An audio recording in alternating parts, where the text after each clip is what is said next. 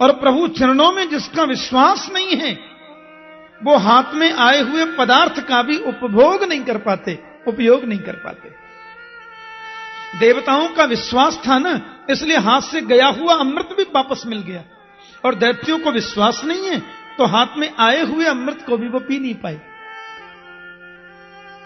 प्रभु ने देवताओं को दिलाया। तत्र देवासुरो नामरण परम दारुणम रोध सुधन्य तो राजन स्तुमलो रोमहर्षण। रोमहर्षण युद्ध छिड़ गया और सब देवता विजयश्री को प्राप्त हो गए। शंकर भगवान देखने आए थे, मोहिनी रूप को देखते ही रह गए। बड़ी सुंदर कथा है। विश्व मोहिनी का चमत्कार प्रभु ने भोलेनाथ को भी दिखा दिया। मैं तो सिर्फ ये कहना चाहता हूं परीक्षित कि मेरे गोविंद जैसा दरबार तो किसी का है ही नहीं। एक बार इस दरबार में जो आ जाता है ना, उसको भटकना नहीं पड़ता है। दरबार हजारों देखे हैं, पर ऐसा कोई दरबार नहीं। दरबार हजारों देखे हैं, पर ऐसा कोई दरबार नहीं। मुझे लगता है आज भी कोई व्रत है क्या? ताली में करंट ही नहीं है, मस्ती में गाइए।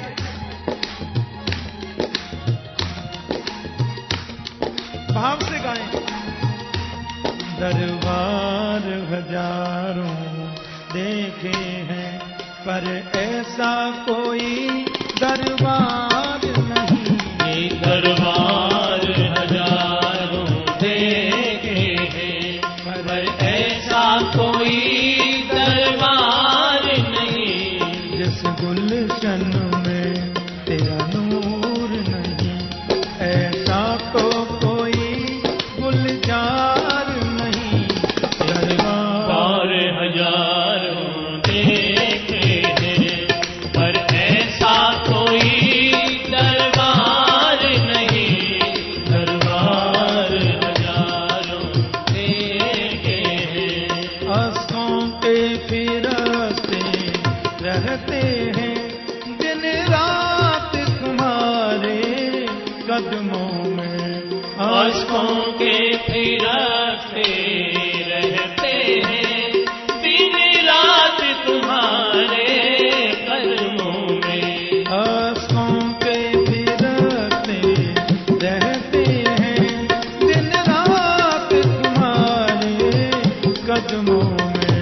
आंसुओं के फिरते रहते हैं, दिन रात तुम्हारे कदमों में। है कौन बसर इस दुनिया का, है कौन बसर इस दुनिया का। तेरे दर का खिदमतगार नहीं। दरबार हजारों देखे हैं, पर ऐसा कोई दरबार नहीं। दरबार हजारों देखे हैं। गोविंद के दरबार में बैठे हैं, माता की गोद में बैठे हैं, बहुत मस्ती से गाएं, बड़ी श्रद्धा से गाएं।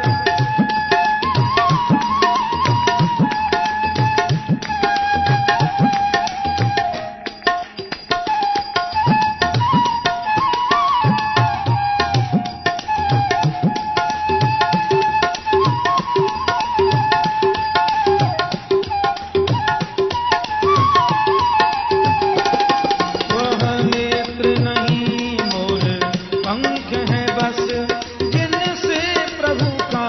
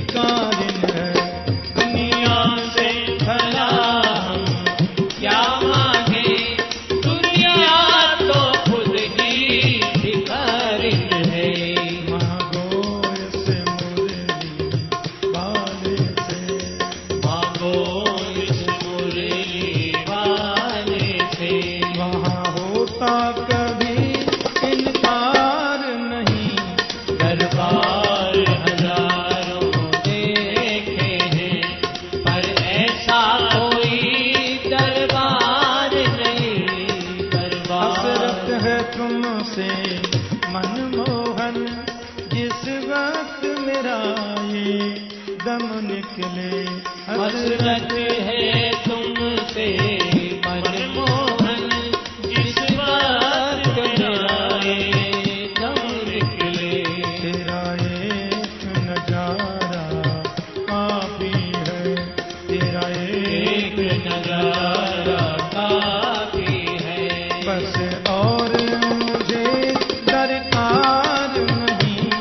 दरबार हजारों देखे हैं। क्योंकि वो भगवान है, उनको सुनना पड़ता है। गोविंद सबको सुख प्रदान करते हैं। किसी भी जीव की तकलीफ वो बर्दाश्त नहीं कर पाते। और विशेषकर जो भक्त हैं, अनन्यास चिंतयन्तो माम ये जनाः पर्युपासते तेषां नित्याभियुक्तानां योगक्षेमं वहाम्यहम्। अनन्यता से मेरा चिंतन जो करे उसका तो योगक्षेम वहन करता हूं मैं। अच्छा, एक बात आपसे कहें, ये जरूरी नहीं है कि देवकुल में जन्म लेने वाले सब भक्त ही होंगे। तो ये आवश्यक नहीं है कि दैत्यकुल में जन्म लेने वाले सब दुष्ट ही होंगे। कभी कभी दैत्यकुल में भी परम भक्त जन्म लेते हैं, प्रहलाद आदि। और कभी कभी देवकुल में उच्च पद पर बैठकर भी लोगों की बुद्धि दैत्यों जैसी हो सकती है। श्रीमद् भागवत में देवस्थान ऊंचा नहीं है। देवताओं का जो पद है वो बहुत ऊंचा नहीं है। भागवत के अनुसार तो देव होना बड़ी बात नहीं है, भक्त होना बड़ी बात है। बोलो जय श्री कृष्ण। हाँ, अब राजा बलि जो हैं ये प्रहलाद के पौत्र हैं। गुरुजी से बोले, महाराज वो तो अमृत पान कर चुके, अब क्या किया जा सकता है? बोले, अमृत पान करने वालों को भी परास्त तो कर ही सकते हैं, मार नहीं सकते। और उसके लिए तो गुरु सेवा, गौ सेवा आदि आवश्यक है। राजा बलि ने बड़ी निष्ठा से गुरुदेव आचार्य के आदेश का पालन किया। और धीरे धीरे अवसर देखकर शुक्राचार्य ने बोल दिया कि स्वर्ग पर चढ़ाई कर दो, मेरा आशीर्वाद है। राजा बलि ने स्वर्ग पर चढ़ाई कर दी, और केवल स्वर्ग नहीं, त्रिलोकी को अपने कब्जे में ले लिया। तीनों लोकों के सम्राट बन गए महात्मा बलि। एक बात कहूं, पुत्र के जीवन में यदि कोई संकट आता है तो सबसे ज्यादा कष्ट मां को होता है। मां का हृदय एकदम व्याकुल हो जाता है। और देवताओं की माता अदिति कहां जाएं? अपने पति कश्यप के चरणों में वंदन करने लगी। कश्यप जी क्या है? देवता और दैत्य दोनों के पिताजी हैं। देवता और दैत्यों की माताजी दो हैं, लेकिन पिताजी एक ही है। तो कभी चले जाते हैं 2-4 बरस में तपस्या से, फिर लौट के आए, फिर कुशल क्षेम पूछ लिया। कश्यप ने देखा कि अदिति आजकल चिंतित हैं। देखो, जिनको रोज मंदिर जाने की आदत होती है ना, वो एक दिन नहीं जा पाए तो उनको बड़ा टेंशन हो जाता है। सन 78 में जब वृंदावन में बाढ़ आई थी ना, यमुना जी के जल में बहुत बड़ी बाढ़ आई थी। हाँ, गली गली में नौकाएं चली थी। ज्ञान गुदड़ी में तो हम लोग नौका से घूमने आए थे। बोलो जय श्री कृष्ण। हाँ, इतना इतना पानी था ज्ञान गुदड़ी में। उन दिनों वृंदावन में एक छोटा सा सत्संग भवन है, गिरधारी मंदिर। उन दिनों गिरधारी मंदिर में मैं गर्ग संहिता की 1 घंटे रोज कथा कहता था। जब मैं भागवत कथा से आता, थोड़ा समय रहता तो वहां सुनाता कथा। अब उस दिन उससे क्या हुआ, वो बाढ़ बहुत आ गई ना, तो 2 दिन कथा नहीं हुई। तो हमारे वृंदावन में बहुत माताएं जो नियमित श्रोता हैं, तीसरे दिन जब कथा में गई तो बोली, लाला हमें तो ऐसा लगे कि 3 दिन से भोजन ही ना मिले, खुराक नहीं मिली। रोज जिनको सत्संग की चाह लग जाए, चस्का लग जाए, एक दिन न मिले तो उनको अच्छा नहीं लगता।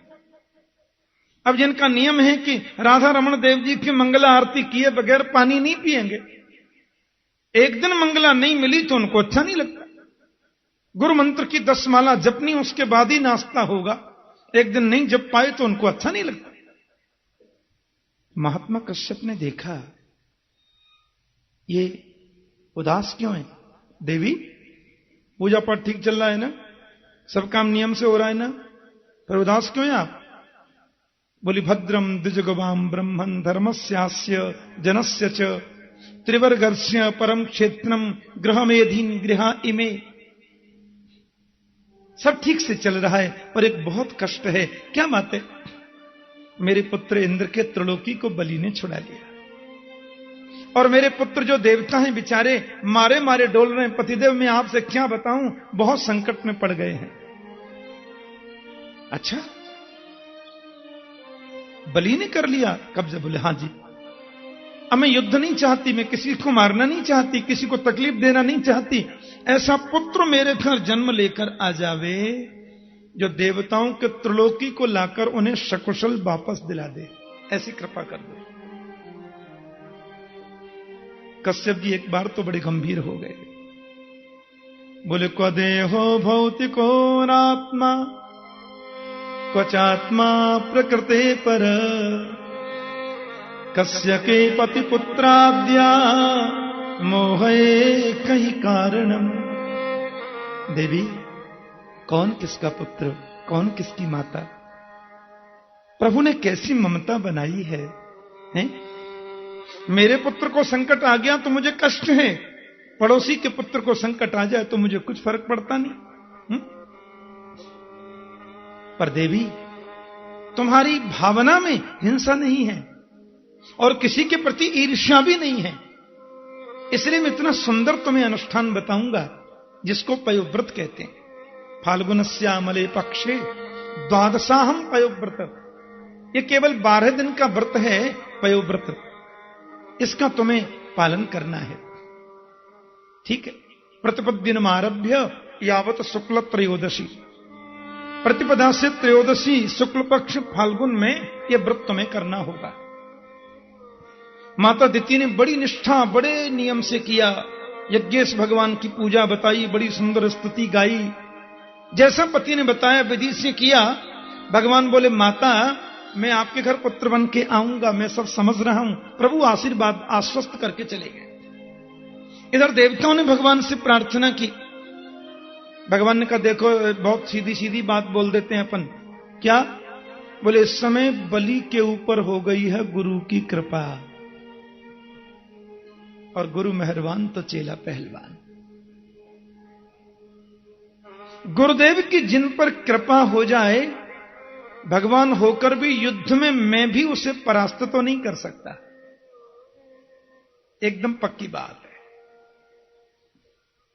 अब आप लोग मेरी शरण में आए हैं, उधर आपकी मातुश्री बड़ा अनुष्ठान कर रही हैं, मैंने उनको वचन भी दिया है। भैया एक काम हो सकता है। बोले, क्या?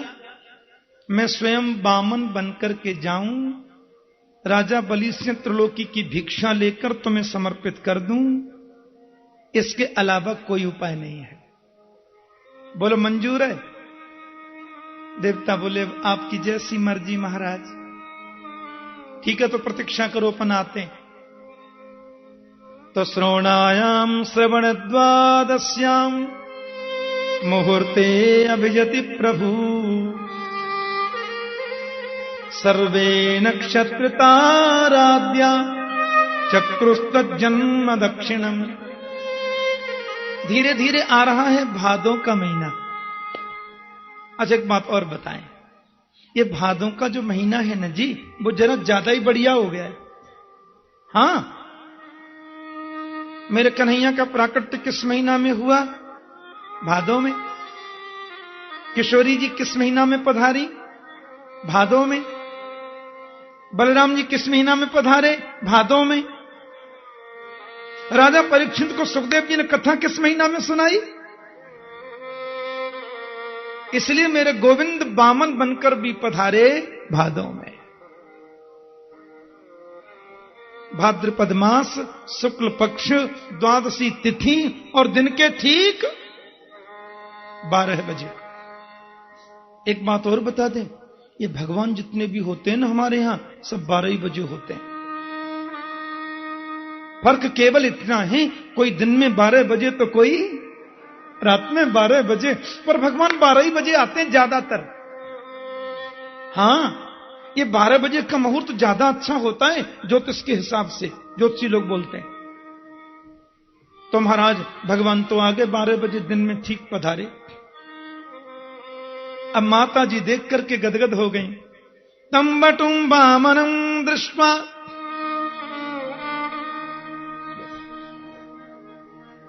मोदमाना महर्षय कर्माणि कारयामासु पुरस्कृत्य प्रजापतिम। मेरे वामन भगवान को देखकर के सब देवताओं के मन में बड़ी प्रसन्नता हुई, बड़े आनंदित हुए, सब लोग बड़े आह्लादित हुए। छोटे छोटे चरण हैं, छोटे छोटे हाथ हैं, बटुआ सा मुंह है। हमारे ब्रज में जो बहुत सुंदर बच्चा होता है ना, माताएं उसको ऐसा ही बोलती हैं, ए बहना देखो तो सही कितना सुंदर है, बटुआ से मुंह को, ऐसा बोलती। बहुत सुंदर है, मोती जैसे दांत, बिंबापल जैसे ओष्ठ, शंख जैसी ग्रीवा, बड़ी सुंदर कमल नेत्र।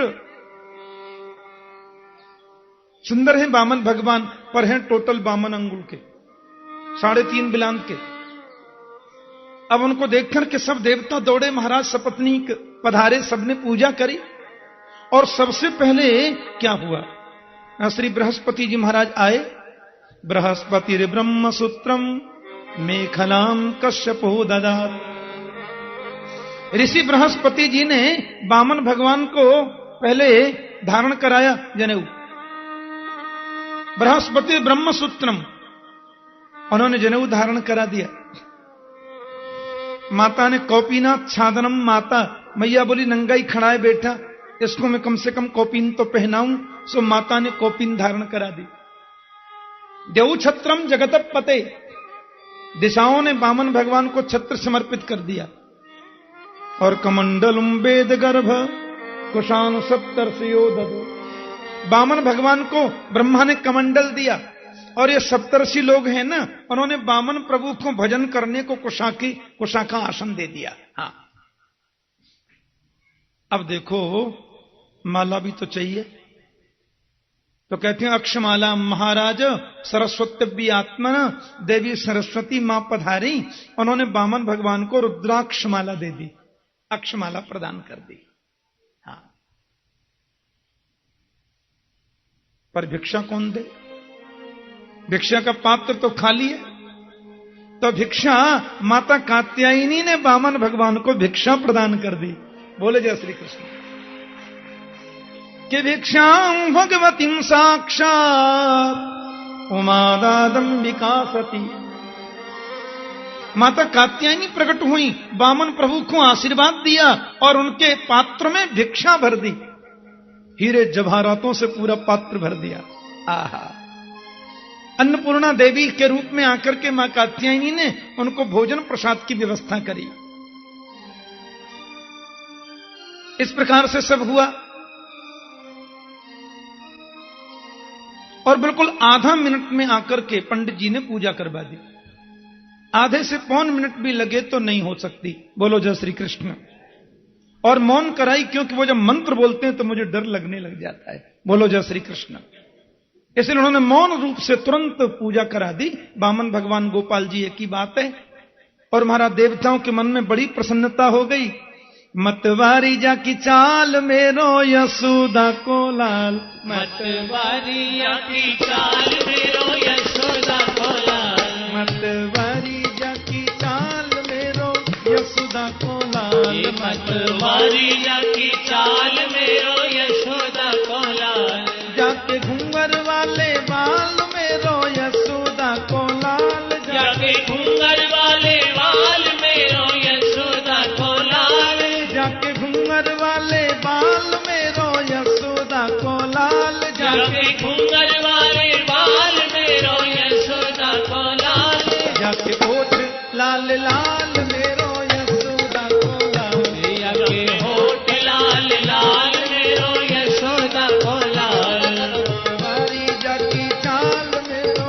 यशोदा को लाल। ये मतवारिया की चाल मेरो यशोदा को लाल। मतवारी जाकी चाल मेरो यशोदा को लाल। ये मतवारिया की चाल मेरो यशोदा को लाल।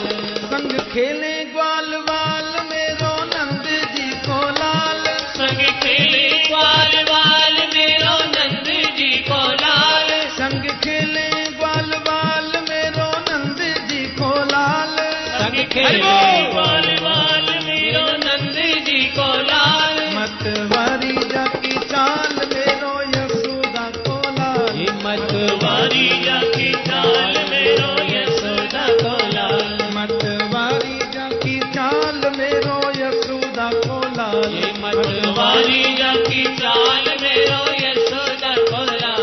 मतवारी जाकी चाल मेरो यशोदा को लाल। ये मतवारिया की चाल मेरो यशोदा को लाल। जाके घुंगर वाले बाल मेरो यशोदा को लाल। जाके घूंगर वाले बाल मेरो यशोदा को लाल। जाके घुंगर वाले बाल मेरो यशोदा को लाल। जाके घूंगर वाले बाल मेरो यशोदा को लाल। मतवारी जाकी चाल मेरो यशोदा को लाल। ये मतवारिया की चाल मेरो यशोदा को लाल। ये मतवारी जाकी चाल मेरो यशोदा को लाल। ये मतवारिया की चाल मेरो यशोदा को लाल। ये मतवारी जाकी चाल मेरो यशोदा को लाल। हरि हरि मतवारिया हरि की बोल। चाल मेरो यशोदा को लाल। बने वामन कृपाल प्यारो नंद जी को लाल। बने वामन कृपाल प्यारो नंद जी को लाल। बने वामन कृपाल प्यारो नंद जी को लाल। बने वामन कृपाल प्यारो नंद जी को लाल। मतवारी जाकी चाल मेरो यशोदा को लाल। ये मतवारिया की चाल मेरो यशोदा को लाल।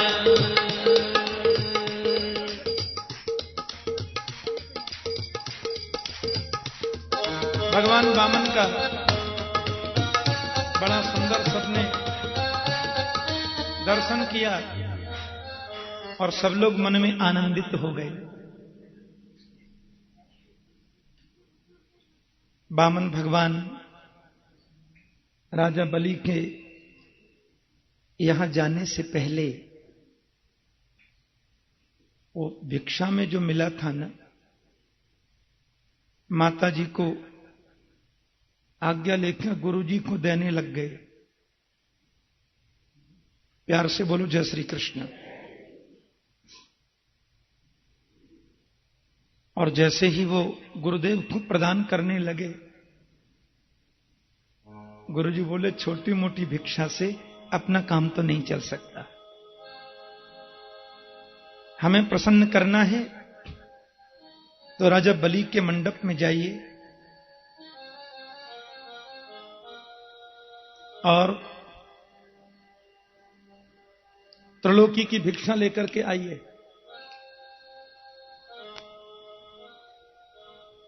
भगवान वामन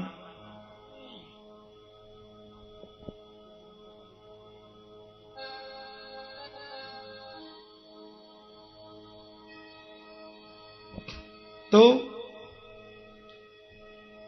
वामन भगवान राजा बलि के मंडप की ओर जा रहे हैं और कहते हैं गुरुदेव आपका आशीर्वाद है तो ये कार्य जरूर पूरा होगा। और वो सीधे बलि के मंडप की ओर जा रहे हैं। थोड़ा बिल्कुल ध्यान से सुनना।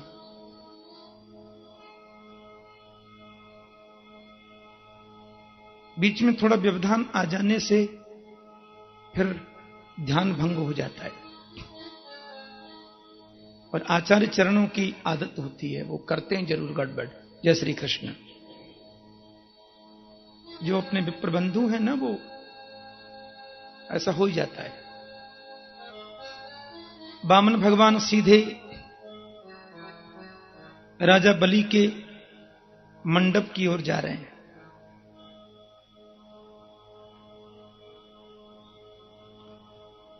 और बलि महाराज बड़े समाधिस्थ होकर के पूजा में लगे हैं।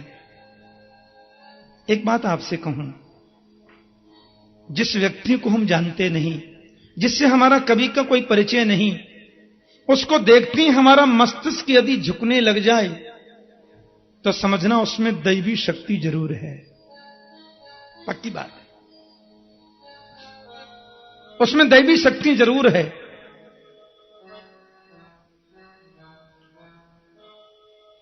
और ये वामन भगवान को बलि ने दूर से देखा और गुरुदेव से बोले, गुरुजी मुझे ऐसा लगता है कि हमारे मंडप में साक्षात भगवान सूरज नारायण आ रहे हैं क्या? शुक्राचार्य बोले, राजन सूरज नहीं तो चंद्रमा तो कन्फर्म है। चंद्रमा तो है ही, इतना सुंदर तो मैंने कभी नहीं देखा। छोटे छोटे चरण हैं, जरा से खड़ाऊ हैं, एक हाथ में कमंडल है, बगल में कुशा का आसन है, ऊपर छाता चल रहा है, 4 अंगुल की लंगोटी पहन रखी है, मोटा जनेऊ है और माला अखंड चल रही है। जय श्री कृष्ण। बड़े गदगद हो गए महात्मा शुक्राचार्य। और बलि महाराज ने वामन प्रभु को देखा और वे तो खड़े हो गए। स्वागतम ते नमस्तुभ्यं ब्रह्मं किं करवामते ब्रह्मर्षीणां तपस्साक्षान् मन्ये त्वार्ज वपुर्धरम्। आपका स्वागत करता हूं। राजा बलि ने वामन भगवान के चरणों में झुक के प्रणाम किया। आपकी क्या सेवा करें? वामन भगवान बड़े प्रसन्न। मुझे ऐसा लगता है बड़े बड़े ब्रह्मर्षि लोगों की तपस्या आज आरज वपु लेकर के मेरे मंडप में आ गई, क्योंकि अद्य नः पितरस्तृप्ता अद्य नः पावितं कुलम अद्य सुष्ट क्रतुरयं यद्भवान् आगतो गृहान। आज मेरे पितर तृप्त हो गए, आज मेरा कुल पवित्र हो गया, आज यज्ञ भी पावन बन गया भगवान जो आप पधारे। प्रभु ने सोचा बहुत प्रसन्न है, बहुत खुश है। हाँ, आए तो थे त्रिलोकी को लेने। माला अखंड चल रही है।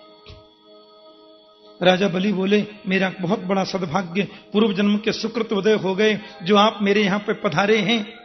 अब आप अपने छोटे से मुख से आज्ञा कर दीजिए। पहले तो ये बताइए आप आए कहां से?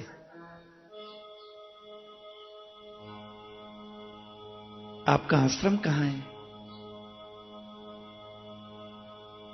आपका निवास स्थान कहां है?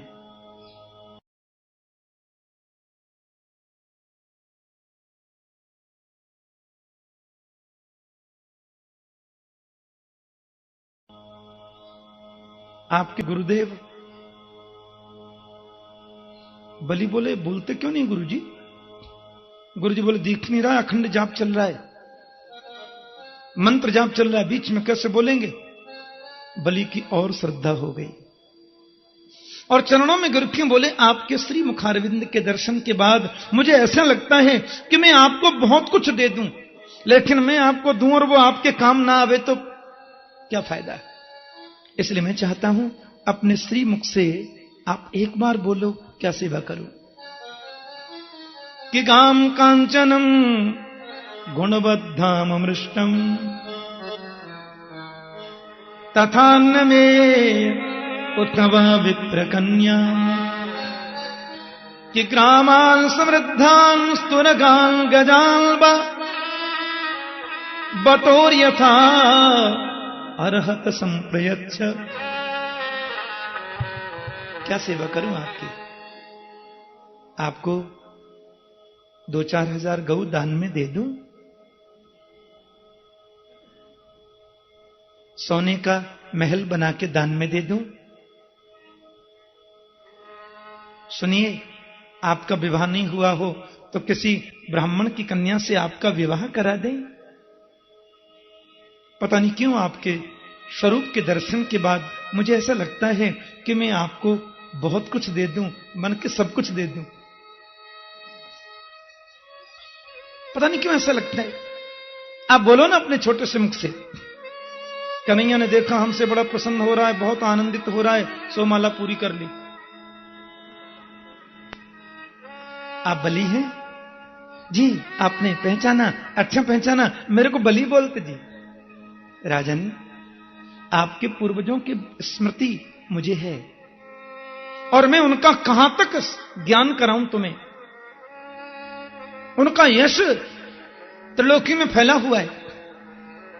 आपके पिताजी दानी, आपके बाबा दानी, आपके पर बाबा दानी, आप भी कोई दान की बात करो तो इसमें आश्चर्य की बात नहीं है। लेकिन बड़े कष्ट के साथ मुझे कहना पड़ रहा है कि मैं आपकी इस इच्छा को पूर्ण नहीं कर सकता, क्योंकि मैं तो महात्यागी हूं। एक पैसा भी कभी दान में लेता ही नहीं मैं तो। और क्यों लेना जी? धूप लगती है तो छाता है, बैठने के लिए आसन है, जलपान करने के लिए कमंडल माता जी ने दे दिया, एक मैया ने माला भी दे दी, एक माता श्री ने भिक्षा का पात्र भी है, जनेऊ पास में है। गुजर करें तो चाहिए क्या, मौज करें तो है ही क्या। भैया कामनाओं के स्टंप लगा दिया हमने तो। एक पैसा कभी किसी से लेते ही नहीं, हमारा तो नियम है पक्का। हाँ, महात्यागी है। किसी ने पूछा ये बंगला कौन का है? बोले त्यागी जी का। ये जोर जोर से आवाज कहां से आ रही है? बोले मौनी जी के यहां से। ये बाल गोपाल कौन के डोल रहे हैं? बोले ब्रह्मचारी जी के। माया से बन के आ गए। माया मानवकम हरिम, मानवक बन के आए हैं और बलि की महत्ता को प्रभु प्रकाशित करना चाहते हैं कि कितना महान पुरुष है। बलि बोले देखिए, आप बोलते हैं अकेला हूं इसलिए नहीं लेता, तो विवाह कर ले किसी सुंदर ब्राह्मण कन्या से, अपन तो विवाह भी करा देंगे। भगवान बोले आप तो बहुत अच्छे हैं राजन, सारी व्यवस्था हमारी कर ही देंगे, आपकी बातों से ही ज्ञात होता है, लेकिन विवाह के बाद में तो बहुत मुश्किलें हैं, इसलिए मैं तो अकेला ही ठीक हूं।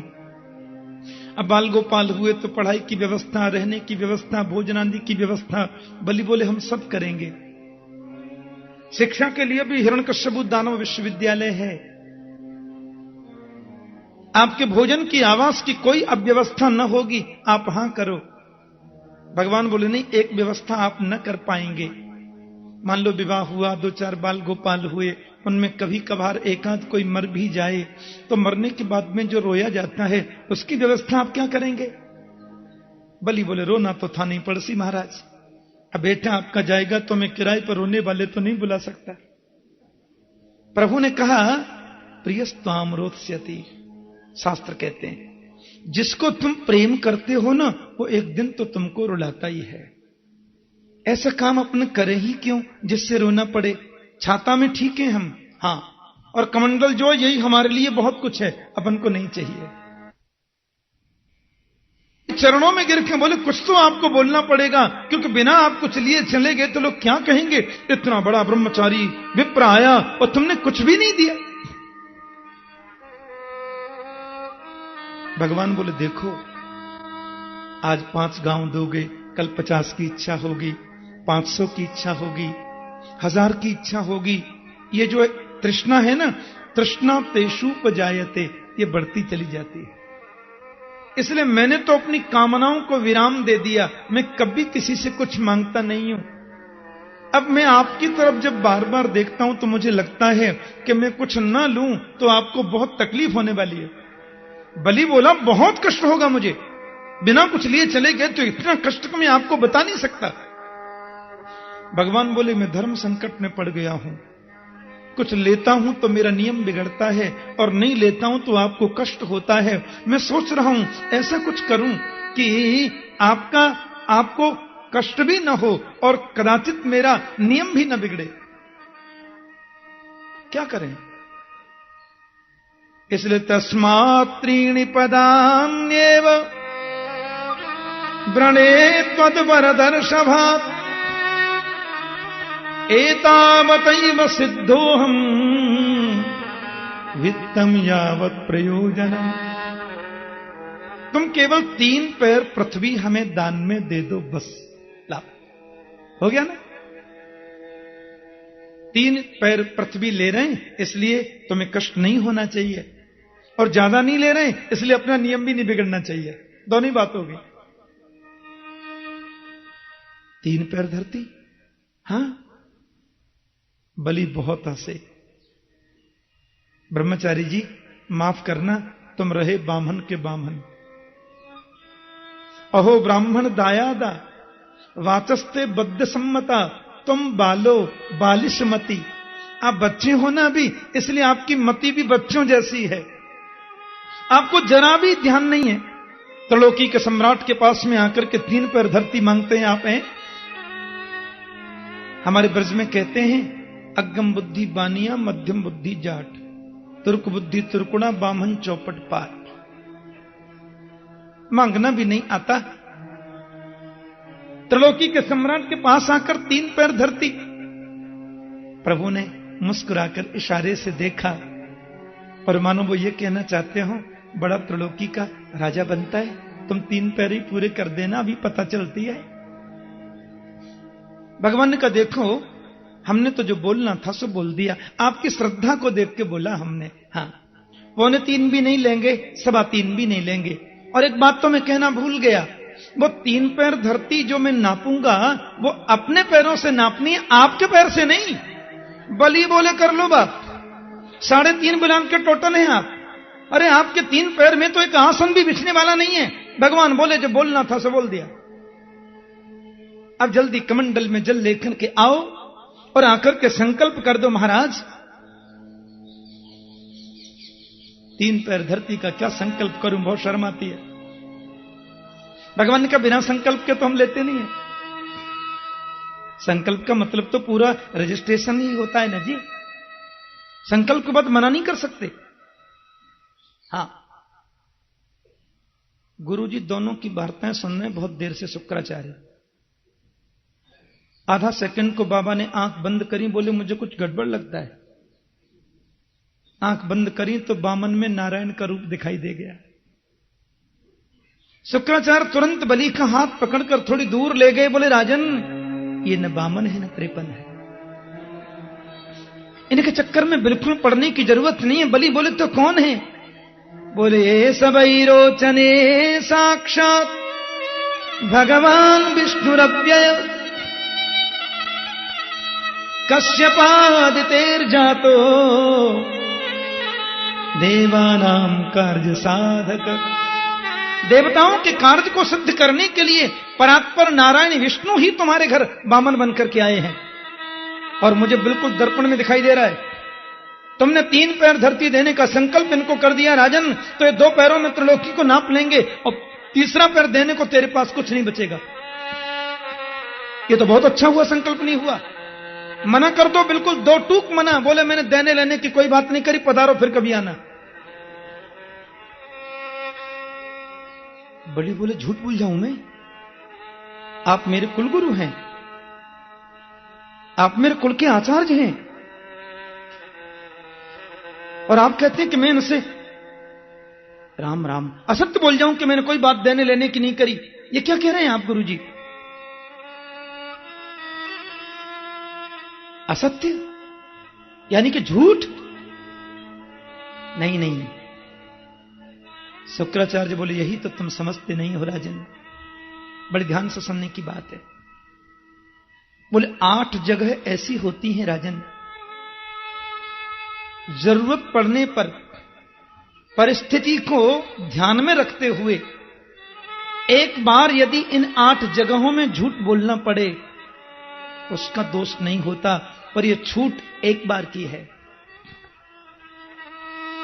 कौन कौन सी जगह है? तो स्त्रीषु नर्म विवाहे च वृत्यर्थे प्राण संकटे गौ ब्राह्मणार्थे हिंसायाम नान्यतम स्यात् जुगुप्सितम। बड़ी सुंदर बात कही। बोले माताओं से किसी बात को छुपाना पड़ जाए तो पारिवारिक परिस्थिति को ध्यान में रखकर एक बार असत्य बोलकर भी उनसे बात छुपानी पड़े तो दोष नहीं है। क्यों? क्योंकि पुरुषों की अपेक्षा मातृ हृदय अति कोमल होता है। इनके हृदय में बहुत कोमलता होती है। हां, आपने कोई गंभीर बात अपनी धर्मपत्नी को बताई, आपने बिल्कुल गलती नहीं की। वो घर की मालकिन है, घर की स्वामिनी है, उनको तो बताना ही चाहिए। आपने धर्मपत्नी को कोई गंभीर बात बता दी तो आपने गलती नहीं की, लेकिन बात बताने के बाद आपने ये निर्देश यदि दे दिया कि बड़ी गंभीर बात है, किसी से कहना नहीं देवी, तो आपने ज्यादा गलती कर दी। अब वो 24 घंटे यही सोचेंगी, पति ने मना किया, बात किसी को कहना नहीं है। हे भगवान, ये बिल्कुल किसी से कहना नहीं है। हे भगवान, मेरे मुंह से कहीं निकल नहीं जाए। हे भगवान, ये तो किसी को बतानी नहीं है। और वो बात जरूर बता देंगे। बस मंदिर गई, उदास हैं।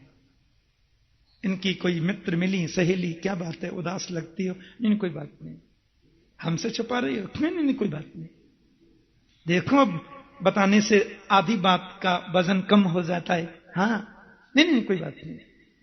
अब देख लो, तुम हमसे ही छुपा, देखो ऐसी ऐसी बात है, मेरे घर में ऐसा हो गया।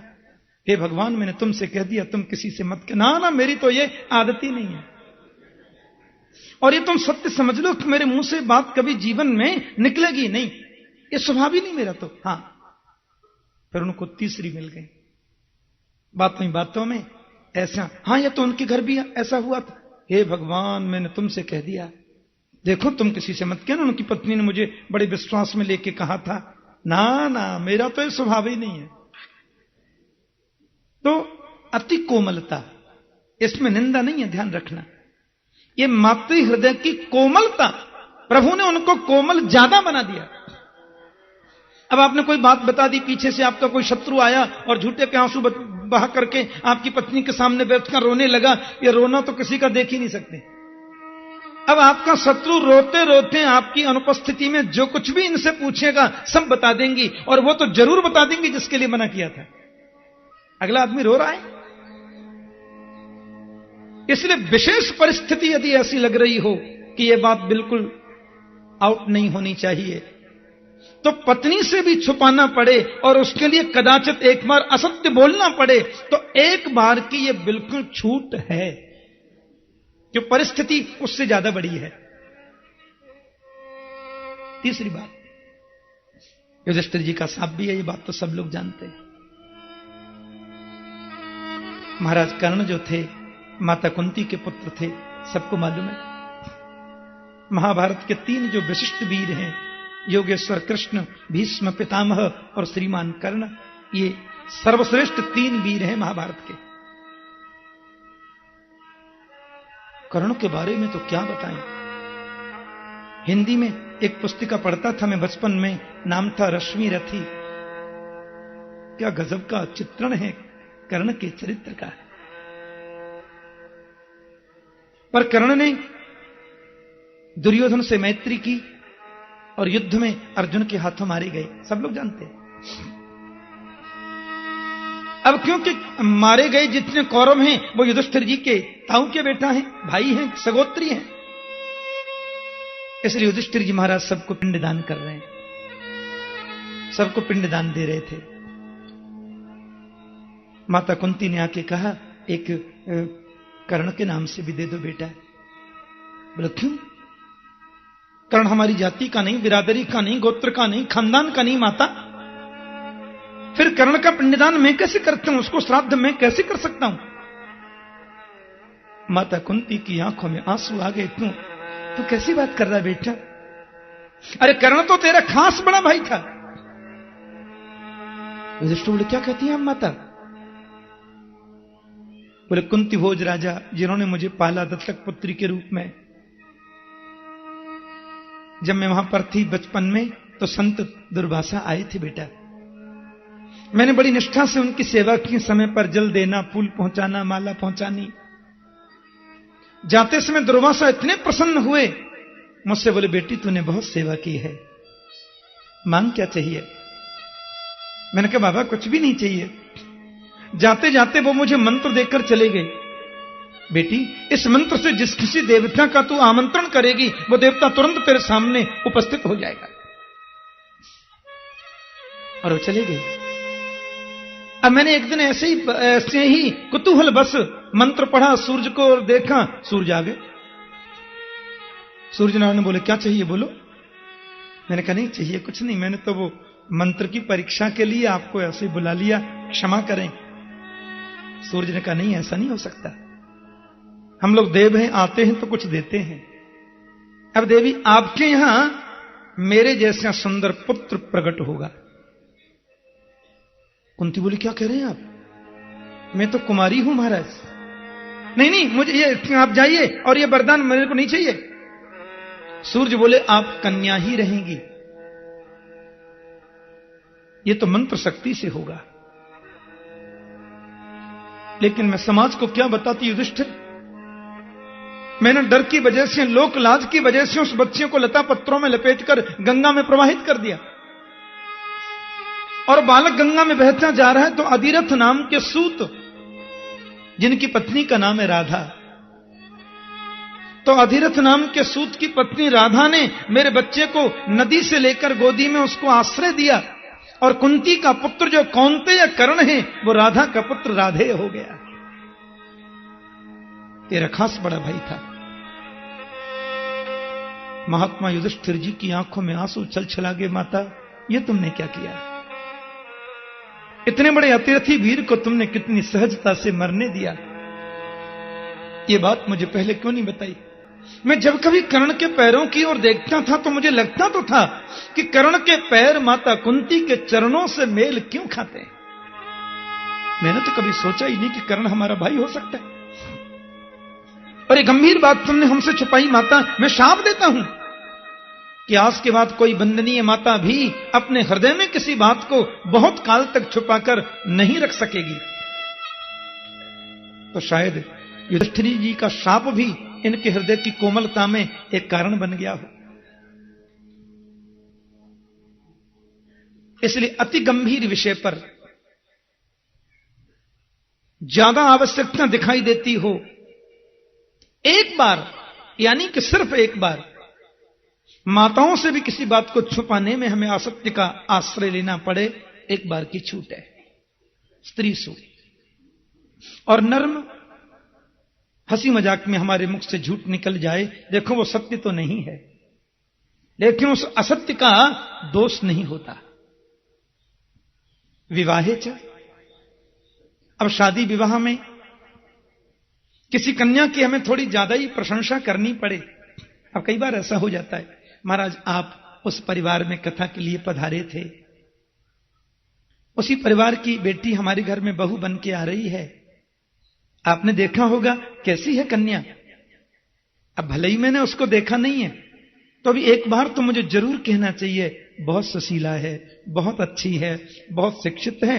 आप लोग अपनी मर्यादा और हिसाब से देख लीजिए, लेकिन बेटी अच्छी है, तो उसमें दोष नहीं लगता। और वृत्त्यर्थे अपना संपूर्ण धन यदि नष्ट होने का अवसर उपस्थित हो गया, और मैं जानता हूं कि आज में केवल सत्य पर ही टिका रहा तो यह धन संपूर्ण नष्ट हो जाएगा, परिवार पर बहुत बड़ा संकट आ जाएगा, तो एक बार परिवार को ध्यान में रखना, सत्य बोलकर वो धन बचाना पड़े तो दोष नहीं लगता। वैसे उसको हम सत्य तो नहीं कह सकते। वृत्त्यर्थे और प्राण संकटे, किसी व्यक्ति के प्राण संकट में पड़ गए हैं और हमको लगता है इसको एक अवसर मिल जाए तो ये बदल सकता है, तो उस व्यक्ति के जीवन को ध्यान में रखते हुए एक बार उसके प्राणों को बचाने की कामना से ऐसा करना पड़े तो दोष नहीं है। और गौ ब्राह्मणार्थे हिंसायाम,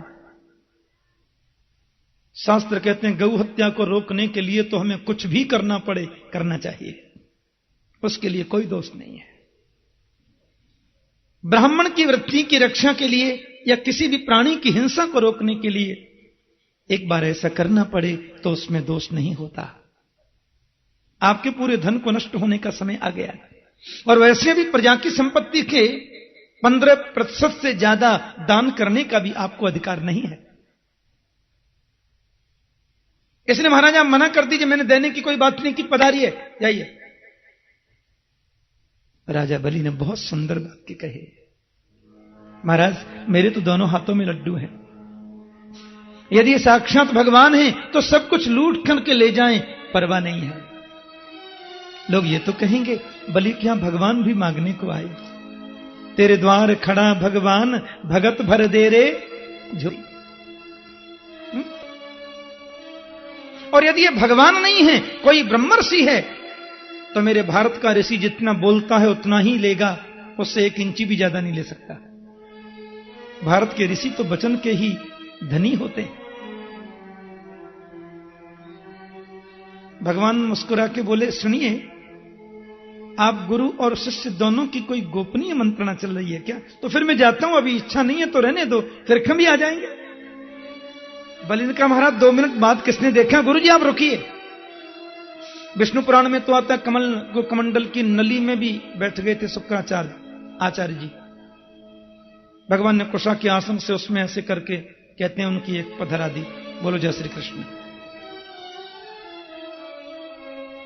लेकिन मनीषियों का मंतव्य है कि भगवान ने ऐसा करके शुक्राचार्य को कदाचित ये बताया होगा कि आप आचार्य हैं, कुल गुरु हैं, और कुल गुरु वही श्रेष्ठ होता है गुरु जो सबको एक नजर से देखे, 2 नजर से नहीं। भेद दृष्टि 2 दृष्टि, अभेद दृष्टि ही एक दृष्टि है। हाँ, शुक्राचार्य तो शाप दे के चले गए। हाँ, बलि ने कहा ठीक है महाराज जी, अब लीजिए संकल्प। भगवान बोले तो फिर जल्दी बोलो। वामन रूपाय ब्राह्मणाय तुभ्यमहम 3 पदवीं पृथ्वीं संप्रददे। और संकल्प जब हो गया, अब प्रणाम करो।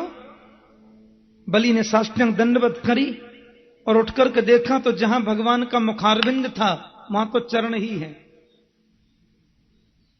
बलि ने ऐसे करके देखा तो मुंह तो दिखता ही नहीं, कहां चले गया? विराट बन गए मेरे गोविंद। बोले विराट भगवान की। अब बहुत विराट का रूप धारण कर लिया। एक चरण को नीचे स्थापित किया, दूसरा चरण इतना लंबा कि त्रिलोकी तो बीच में ही आ गई। और भगवान का द्वितीय चरण जब ब्रह्मलोक में गया तो ब्रह्मा जी ने उनके चरण को धोकर जल कमंडल में रख लिया। वही तो गंगा माता है महाराज। पूरा ब्रह्मांड प्रभु के शरीर में आ गया। दैत्य लोग तो मारने दौड़े, बड़ा धोखा किया है ये विष्णु ने आकर के। लेकिन बलि ने कहा कोई कुछ नहीं कहेगा, ये मेरे प्रभु हैं और मैंने संकल्प दिया है, जैसा इनको रुचिकर लगे करने दो। त्रिलोकी को नापने के बाद में भगवान बलि के सामने खड़े हो गए। बोले आपने 3 पैर धरती देने का बाकायदा संकल्प किया था, और जो संकल्प करके पूर्ण नहीं करता वो नरकगामी हो सकता है। गरुड़ जी ने आकर के पास में बांध करके डाल दिया, पड़े रहो, बताओ तीसरा चरण कहां रखें। आजकल का भक्त होता तो सीधा ही बोल देता, महाराज संकल्प लेते समय तो आप 3 बिलान के थे, नापने के लिए लंबे हो गए तो मैंने ठेका ले रखा सब बात का। छोटे होके नाप लो, मैं मना कब करता जी। पर ऐसी बुद्धिमानी का परिचय नहीं देना ही सबसे बड़ी बुद्धिमानी है, कम से कम भगवान के सामने। राजा बलि के मन में जरा भी क्षोभ नहीं है, चेहरे पर जरा भी टेंशन नहीं है, जरा भी चिंता का भाव नहीं है। हाथ जोड़कर बैठ गए। भगवान ने कहा बताओ तीसरा कहां रखें। बलि ने कितना सुंदर जवाब दिया। आपने कहा तो प्रभु नरक वर्क में जाने का तो मुझे डर नहीं लगता है। मैं तो डरता हूं तो सिर्फ एक बात से कि किसी ब्रह्मर्षि को दिया गया मेरा वचन झूठा न हो जाए। यद्युत्तम श्लोक भवान ममेरितम बचो व्यलीकम सुरवर्य मन्यते कि करोमृतम तन्न भवेत् प्रलंभनम पदम तृतीयम कुरु शीर्ष्णि में निजम। आप तीसरे चरण को मेरे सिर पर रख दीजिए, क्योंकि बताइए धन बड़ा होता है कि धन का मालिक? बोले मालिक तो धन से 100 गुना बड़ा होता है। तो अभी तक आपने मेरे धन को ही तो नापा है केशव, मालिक तो बाकी है। पदम तृतीयम कुरु शीर्ष्णि में निजम। बलि का इतना कहना था मेरे गोविंद के नेत्रों से आंसुओं के पनारे निकल पड़े। अरे बलि, आया था तुमको छलने के लिए, पर तेरी श्रद्धा ने तो मुझको छल लिया।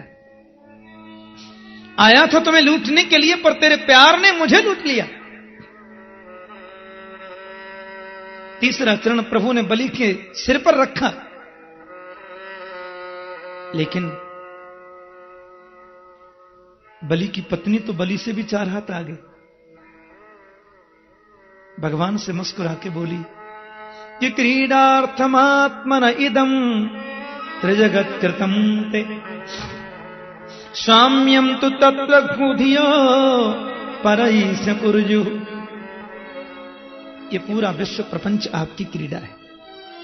ये मनुष्य की बहुत बड़ी गलती है कि अपने आप को इसका मालिक बोलता है। साम्यम तो तत्र कुधियो परईश कुर्जु। मेरे पति को आपने त्रिलोकी का राज्य दिया, ये बड़ी कृपा थी, और आज लूट लिया, ये तो डबल कृपा है। आपकी संपत्ति आपके पास, इसमें किसी का क्या। कहते हैं आकाश से प्रहलाद जी उतर के आए। प्रहलाद बलि के खास बाबा है। दादाजी को देखा तो बलि तो प्रणाम भी नहीं कर सकता, क्यों बंधा पड़ा बेचारा। नहीं, प्रहलाद जी को दंडवत करते कितने दिन बाद आज आए हैं बाबा ऊपर से। भगवान के चरणों में प्रहलाद ने प्रणाम किया और एक और सुंदर बात कह दी। त्वयैव दत्तम पदमेन्द्र मूर्जितम हृतम तदेवाद्य तथैव सोवनम। त्रिलोकी का साम्राज्य मेरे पौत्र को आपने प्रदान किया, ये कृपा है। और हृतम तदेवाद्य तथैव शोभनम, आज आपने वो सब ले लिया, ये तो और ज्यादा आनंद की बात है और सुंदर बात है। आप दें वो कृपा, लें वो डबल कृपा। ब्रह्मा जी के सामने प्रभु ने प्रहलाद से कहा, तुम्हारा पौत्र तो तुमसे भी आगे निकला। ब्रह्मा बोले, बंधा पड़ा है बेचारा, इसको खोल तो दीजिए प्रभु। प्रभु ने अपनी महिमा बताई, अपने स्वभाव को बताया, और प्रहलाद से बोले, वत्स प्रहलाद भद्रम ते प्रियाही सुतलालयम। प्रहलाद, आज से मैंने सुतल लोक का राज्य तुम्हारे पौत्र बलि को दिया, तुम वहां जाओ। कैसा है सुतल? बोले, सुतलम स्वर्ग भी प्रार्थ्यम, स्वर्गवासियों के लिए भी वंदनीय जो सुतल लोक है, उसका राज्य मैंने बलि को दिया। अब ये तो मैंने अपनी तरफ से दिया है। त्रिलोकी भगवान ने स्वर्ग में देवताओं को दे दी। फिर बोले, बलि की जो इच्छा हो सो बलि महाराज मांग सकते हैं। बलि बोले, मुझे कुछ नहीं चाहिए। भगवान बोले, तुम मांग लो। कहोगे मुझे त्रिलोकी चाहिए, तो चाहे हमें इंद्र से युद्ध ही क्यों न करना पड़े, मैं त्रिलोकी तुम्हें दिला सकता हूं।